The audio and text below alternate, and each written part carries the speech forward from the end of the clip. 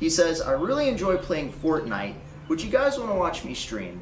And Lava GS says, please stream again. A creator got fired from the biggest channel on the planet and vanished overnight. Then a law firm read millions of messages and found the opposite of what everyone expected. So here is what we are actually doing today, because the internet keeps tangling two completely different questions into one. Question 1. Did this person send messages to a young fan that were genuinely inappropriate? Question 2.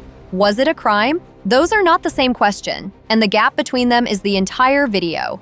Stick with me to the end, because the ending is not where you think it is going. Let me set the scene. The person at the center of this is Ava Tyson, a longtime member, childhood friend, and on-camera co-host tied to the most subscribed channel on YouTube, a brand built by a creator named Jimmy Donaldson. She had been part of that world since roughly 2012, which made her one of the most recognizable second-in-command faces on the platform. In 2023, she came out publicly as a transgender woman, and she got hit with a wave of targeted harassment for it. Harassment that, at the time, the channel's founder himself publicly shut down. Hold on to that detail, because it comes back later in a way that matters. Now, why does the size of the channel matter so much here? Because this is not some small creator nobody would defend. We are talking about an operation valued in the hundreds of millions of dollars, with a snack brand, a charity arm, and a 9-figure streaming deal all riding on one thing: a squeaky clean, family-friendly image. So when a serious accusation landed, it did not just threaten one person, it threatened an entire empire. And that, you are about to see, is exactly why everyone moved so fast and so hard. Okay, June 2024. A commentary channel posts a video claiming that years earlier, Tyson had carried on an inappropriate online friendship with a minor fan, and it put old screenshots on screen as the so-called receipts. And I want to be dead clear about how I am handling this part, because it matters. I am not going to read those messages, I am not going to describe them, and I am absolutely not going to identify the young person involved. They were a child. What they deserve from a channel like this one is to be left alone, not turned into someone else's content. Here is the framework that basically everyone ended up agreeing on, at the highest level only. The interactions allegedly happened years before they ever blew up, roughly 2016 to 2017. At that time, Tyson was reportedly around 20. The fan was 13. The conversations supposedly stretched across the usual apps a kid that age was on back then. And online, people very quickly reached for one specific, very heavy word to describe all of it: grooming. And look, I get why that word came out fast. An adult, even a young adult, attached to a rising channel, talking to a 13-year-old fan in unmoderated group chats with no grown-up anywhere in the room, that power gap makes people's skin crawl. And honestly, it should. That instinct to protect the kid is the right instinct, and I am not going to mock anybody for having it. But here is where I have to gently slow you down, because grooming is not just a feeling, and it is not just a vibe. It is a specific criminal accusation that points at deliberate, predatory intent. And whether that word actually fits is not something a thumbnail in all caps gets to decide for you. It is something evidence decides. Hold that thought, because we are going to test it. As the story crashed into the mainstream press, Tyson responded on X, and her response actually did two different things at the same time. First, she apologized, broadly, for her old behavior and posts, saying she was sorry if anything she had done in the past had hurt or offended people, and that it was never her intent. So that is an admission, plainly, that the old footprint was bad. But second, she drew a hard line at the most serious word. Her exact words: "I never groomed anyone." She called the idea that her behavior went past, in her phrasing, bad, edgy jokes disgusting, and said it did not happen. And then she stepped away entirely. She announced she was permanently leaving the channel and social media, framing it around her family and her mental health, and saying she did not want the accusations dragging down the hundreds of people who worked at the company. Whatever you personally make of that, it is a complete exit. And by every public account since, she has basically vanished from the internet altogether. Now, the company. The founder went quiet at first and then came out swinging in the opposite direction. He said he was, his word, disgusted by the allegations, confirmed Tyson was gone, scrubbed from everything. But here is the move that actually separates this from your average creator meltdown. He did not just post a Notes app apology and disappear. He said he was hiring an independent, outside third party to run a real investigation because he wanted the actual facts, not internet hearsay. That is a Fortune 500 reflex, not a YouTuber reflex. And remember, with a 9-figure deal hanging in the balance, he had 100 million reasons to need the real answer, not the convenient one. Here is the most uncomfortable, most human stretch of this whole thing. And I want to walk through it gently, because underneath it is a real person who was a child when it started. The young fan, a grown adult by the time the scandal actually broke, did not tell one steady story. In the first days, they publicly defended Tyson, hard. They called the accusations, quote, massive lies, said the messages were just edgy jokes, and insisted they were never exploited or taken advantage of.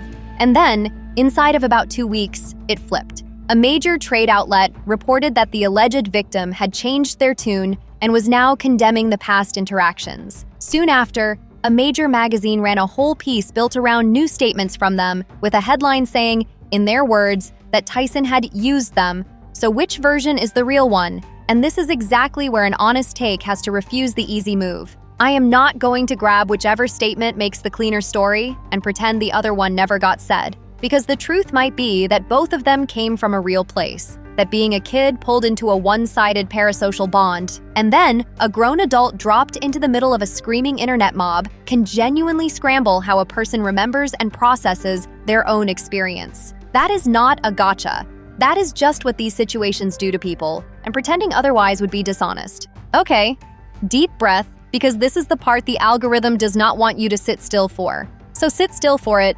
The company did not hire some friend of a friend to nod along and bury it. They brought in a major, heavy-hitting law firm and a famously aggressive trial lawyer, the kind who normally represents billionaires and A-list celebrities, to tear into the entire company culture, with the Tyson allegations sitting dead center. And this was not a quick rubber stamp. Over nearly 3 months, the team interviewed 39 people. They pulled and reviewed more than 4.5 million documents. They went into phones, into emails, into the actual apps where the alleged conduct supposedly took place. That is about as exhaustive as a private investigation realistically gets. So, after all of that, what did they actually find?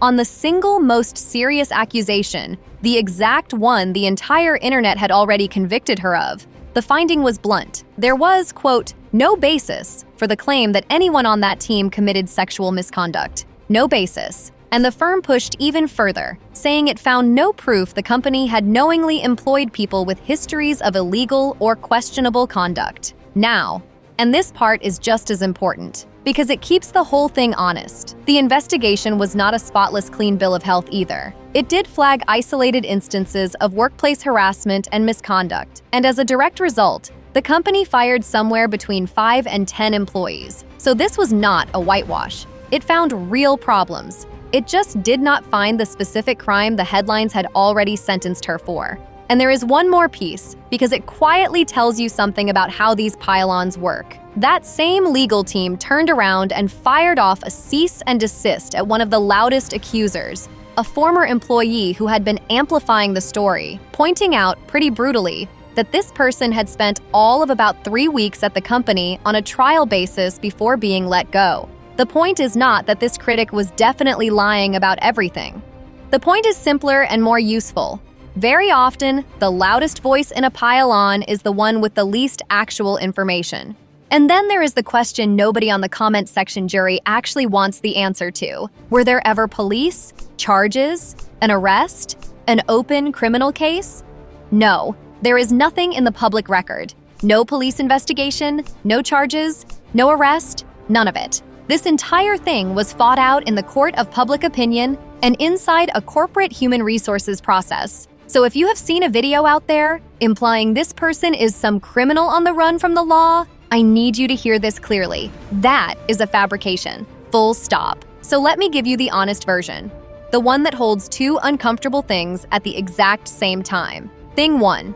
An adult had online exchanges with a 13-year-old that were inappropriate enough to get her fired from the biggest channel on the planet and to end her public life. She admitted the footprint was bad. Her own boss called it disgusting. That is real, and waving it off as, "It was just jokes?" is not the honest move, and I am not going to do it. Thing 2, the single most serious word people hurled at her, the criminal one, was examined by professionals who read millions of messages, and they found no basis for it. Both of those are true, and a grown-up take has to be able to carry both without crushing one of them just to win an argument.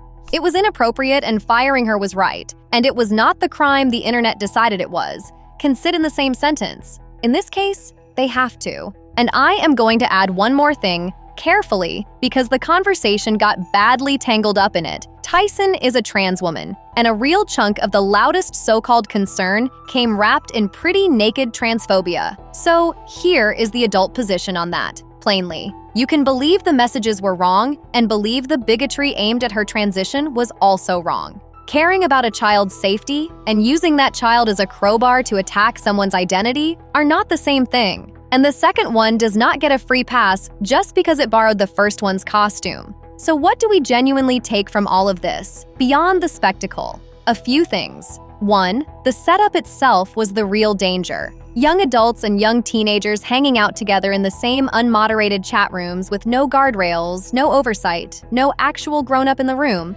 That is not a single villain. That is a structural problem. And it is sitting under half the internet right now.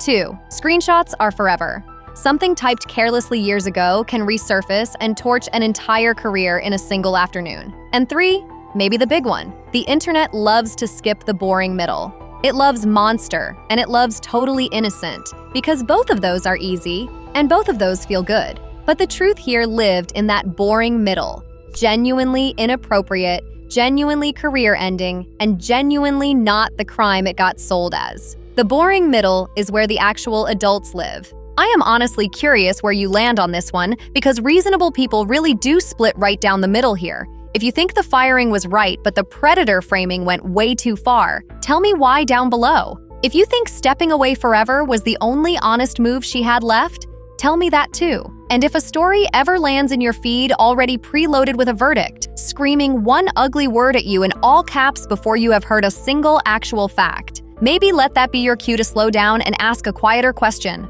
Who is profiting from your outrage? Take care of each other. I will see you in the next one.